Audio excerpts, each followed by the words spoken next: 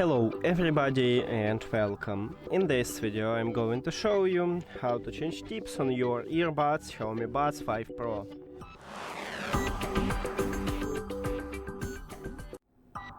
You have to start by remove the old ear tips, so let's get started with the left one. Here we go. And after that let's move to the right one.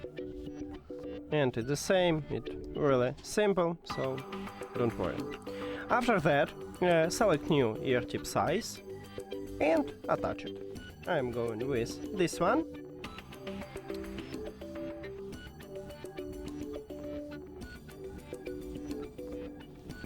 Here we go, and the second one.